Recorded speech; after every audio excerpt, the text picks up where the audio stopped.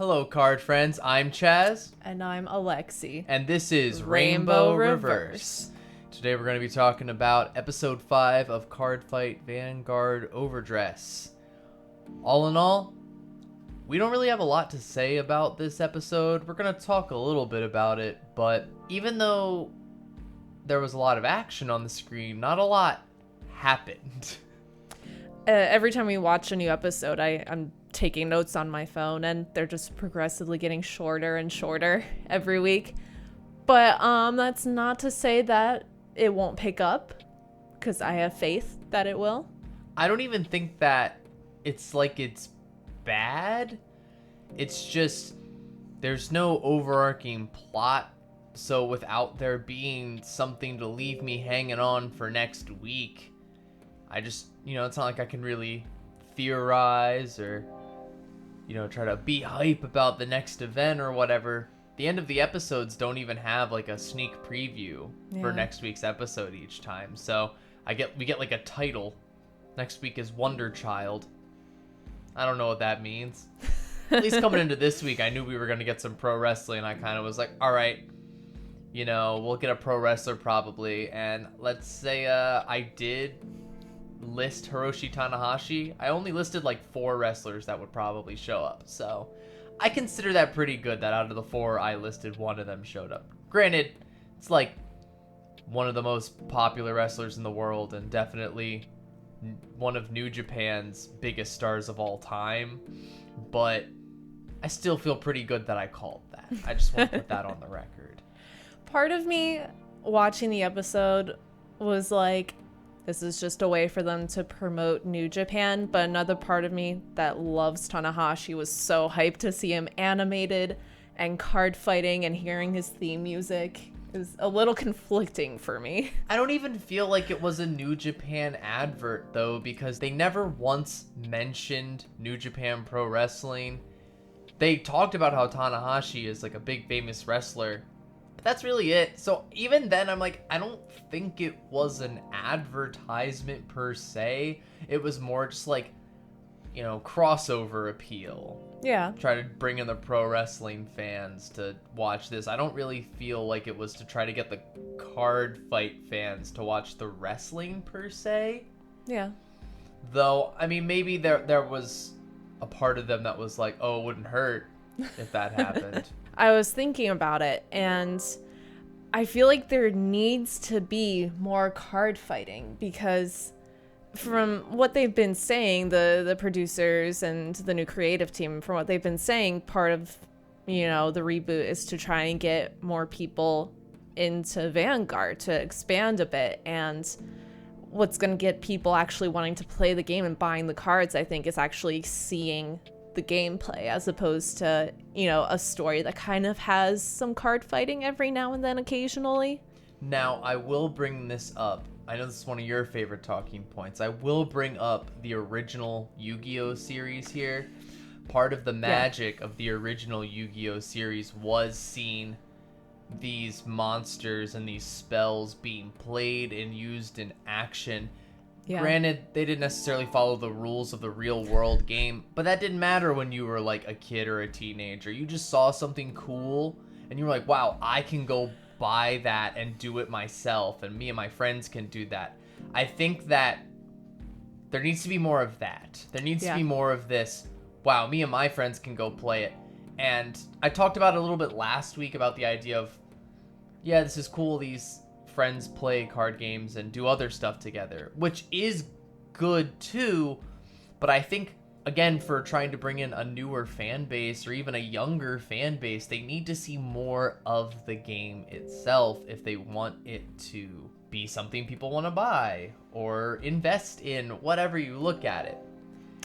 I was thinking about like OG Yu-Gi-Oh when I was thinking about this, because what's kept me invested in Yu-Gi-Oh is like the plot and the characters and the story, but what got me interested in playing the game was seeing the monsters in action. Yeah, like I watch all sorts of anime. You don't see me going and buying trading card games for every anime that's ever been made, you know? Lots of shows I like have trading card games or have tried to have trading card games, but I wasn't like, oh, I gotta have these cards. It wasn't like an integral part of the show. But, you know, having a trading card show, it's like you see it in action and you're like, wow, I want to get that. It's like you watch Kamen Rider and you think, man, I gotta buy that belt. I gotta buy that sword or whatever, because you have the attachment of seeing the characters use it and you can feel like you relate to it by using it. Now, I don't think we need to go off forever on this. There should be more card fighting tangent. I think in general, there's a strong consensus among many members of the community that we would like to see more card fighting action in the show. As far as the episode itself goes, I thought it was very funny. Like, I laughed a lot. I thought it was extremely entertaining as an episode of an anime. And I do give it credit for that. Again, like I said earlier, I don't want to say I think the show is bad. I do not think that. The lack of Vanguard in the show doesn't make me think the show itself is bad. I actually think the show itself is, for being a slice of life comedy, is really solid. It's very funny and entertaining and charming. But if it is supposed to be about Cardfight Vanguard, we would just like to see more of that. Let's go into the episode itself some. Okay. Well, we start off seeing Zakusa in a group chat and he's watching some wrestling, right? Yeah, we see Tanahashi on TV. And you can tell he's kind of, planning something. He's scheming a little bit. And then you get this whole interaction between Danji and the old man, talking about a neighborhood pro wrestling association and how Danji's the one who can save it. Because everyone in town, they see Danji around. He's the guy you go to when you need help, right? He's that guy. It was all part of Zakusa's scheme to make Tomari happy, because she got to see Danji get beaten up by, I guess, one of her favorite wrestlers. There are several shots of Tomari referring to or talking to Tanahashi where she gets extremely excited. So I think we can assume from that she is a big fan of Hiroshi Tanahashi. And if you've never seen this man in real life, please look up some pictures or videos of him, because he is gorgeous. And we are wrestling fans, as we've mentioned before. We are both huge Hiroshi Tanahashi fans in particular. I love Tanahashi. He's great. He just has been great for his whole career. And he's a little older now, so he's not as in the spotlight as he used to be as a wrestler. So I do enjoy seeing him do these acting things on the side. Like, he was in Kamen Rider, he was in Garo, he's now in Vanguard. He was in his movie. My dad is a heel wrestler. Yeah, he had a whole movie he did where he played like a pro wrestler. It was a very touching movie. Yes. Like, I enjoy seeing him do this kind of stuff as a fan of him, especially because when you're a wrestling fan that eventually the wrestlers you love will get too beaten down to be the great wrestler that they used to be. And I'm not saying that Tanahashi's not good anymore, because he's still a good wrestler despite all the damage his body has taken. But it is nice to see that he can do these other things, so that way even as he slows down his wrestling, he can still be a figure in my life. Something I thought was interesting in this episode was that he took off Danji's mask. And you're not supposed to do that, right? He took off the fake Danji. Well, fake Danji, yes. When they did, the multiples plan. I'm gonna assume he did it because he was like, this guy can't be Danji. Because we see when he has the three of them in that one shot, he just immediately drop kicks Danji, which was one of the funniest moments. Yes. I did laugh very hard at that. I do also want to say that the snow crab gimmick that Danji was wearing is most likely a reference to a pro wrestler named Gran Naniwa, who was a crab, and he would walk on the ropes and do the crab thing. Danji did a little crab walk at one point, which I assume was in reference to Gran Naniwa. So that was kind of cool and funny, like a little pro wrestling inside reference for people who are into wrestling. And even if you don't know that, it's still funny. It's absurd. Yeah, it was very silly, but it was just a nice little touch, I thought. Something plot-wise, I guess, that I thought was interesting was Yu being like a ring girl. And voluntarily being in the dress and the wig and the makeup in a scenario where he's not being like forced into it by his family. I thought that was very interesting. Right before the match, yeah, we have Yu in the dress, which I was like, oh, that's interesting. I know, he didn't seem bothered by it. I will say Tamari, one of the highlights of this whole episode in general, just her excitement. Like, I already love her and everything she does as their announcer for their card fights, but just all the shots of her getting excited about Tanahashi beating up Donji was great. And my other favorite part was when Donji was really getting beat up and the match was close to being over, but he has those like dramatic lines delivered where he's like, I don't remember exactly what he says, but something to the extent of like, try it or whatever. And he has a bit of a comeback, kind of, before he ultimately falls over and Tanahashi gets the like kind of accidental pin almost, but he did hit the high fly flow, which I thought when I saw him go up on the ropes, I was like, oh yeah, he's gonna do the high fly flow, and he did like the sling blade. Yes. Again, I feel like all those like jokes were for people who were already into wrestling, which makes me bring back to my point that I think it was more to try to get the people who watch wrestling to take a peek at Vanguard than it is the other way around. Because another thing that is very, like, you have to know wrestling is Donji puts his foot on the rope to break up the pin. They don't explicitly state this in the episode, but some pro wrestling rules for anyone who's curious. If you are under or on the rope, you can't be pinned. You have to be in the ring. So Donji puts his foot on the rope to break up the pin because he can't kick out of Tanahashi's finisher. He's not strong enough. The high five flow is the last move Tanahashi's supposed to use to win the match. So Donji can't kick out of that. It's too strong. So he puts his foot on the rope.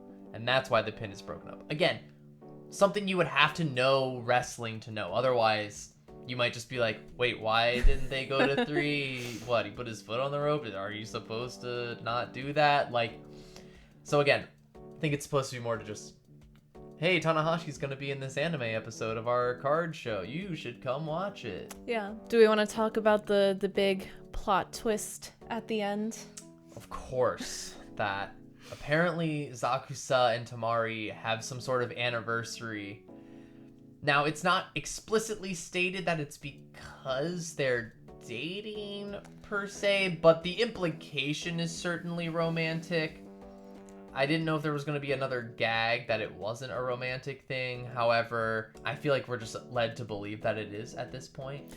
Part of me still thinks at some point they're going to be like, oh, it wasn't a romantic anniversary. It was our anniversary of our first card fight or joining Blackout, you know, something like that. I don't think it's going to be a romantic relationship because they do that same thing with Donji and Yu, like framing it to be like, you know, a little romantic. It'd be interesting if they're in a relationship because historically Vanguard doesn't really follow through on romantic plot lines. Yeah. There was a little bit with Luna and Am and G, but even that isn't explicitly like, this is a romantic relationship, like out loud. No one says it. So if this is what that is, this is probably the closest the show's gotten to just like two of the main characters in an explicit romantic relationship. Which is interesting. Not exactly my first ideal ship, but it's something. I think it's cute. I liked seeing Zakusa just being happy that Tamari was happy the whole time. They like sprinkled it in throughout the match. I thought that was really cute. Whether they're in a romantic relationship or not, even as friends, I thought it was very cute that he's just happy that she's happy. So there is a little bit of card fighting in the pro wrestling, which was very not that emphasized. You saw them turn some cards. We see that Tanahashi is using Eugene. I would have liked to at least see maybe like him use the Eugene effect or something. I get that no one ever gets to use Eugene's effect, am I right? But, you know, just a moment of, oh, you know, he knows how to play the game and isn't just turning the cards and attacking or whatever. Would have been nice to have just a little detail like that, but as we've stated, the show has yet to put a strong emphasis on the card fights, so we'll see where that goes. I think it would have made it even more interesting if they were to show that Tanahashi knows how to play. He's using Eugene. Maybe it's a close match. I don't know. It wouldn't be realistic if it was a close match, I guess, but it would still be fun. I wish we could have seen a little more card fighting from Tanahashi. And I also just want to bring up, so far, we still are in this slice of life territory, which I know Vanguard has had that. I'm not saying that it hasn't. It's just, again, this shorter season makes me a little worried that there isn't more of an overarching plot, because other Vanguard seasons are like a minimum of like 30-something episodes, if not up to like 60-something episodes. With there only being like 13 and 12 kind of maybe being like a 25-episode season overall, I'm just like, where's the conflict? It could still happen. I think it will come eventually. There has to be a reason the intro's so dramatic, right? The intro can't be so dramatic for just no reason, right? Like, I feel like there has to be. And we haven't seen Toya since the first episode, or the bald guy whose name I never remember because we've only seen him for like a split second. Yeah, they're the one who plays Zorka. And he's very devious looking in the intro. So I'm guessing that this has to be a point at some point. If it gets to episode 7 and something plot conflict related hasn't happened, then maybe we should worry. But I'm giving it to at least episode 7, because that way we'll be at least more than halfway through it, and we'll see what goes there. Now, that doesn't mean I'm gonna hate the show overall. If it's just a funny comedy slice of life show, I don't hate it. But I love my dramatic shonen save the world. I've gone over this week after week. That's what I'm looking for. I really do think they're building up to it, because in that intro sequence, people are crying, shit's on fire. Like, there has to be something. I'm a big fan of the theory that Danji will die. I know that's a little extreme.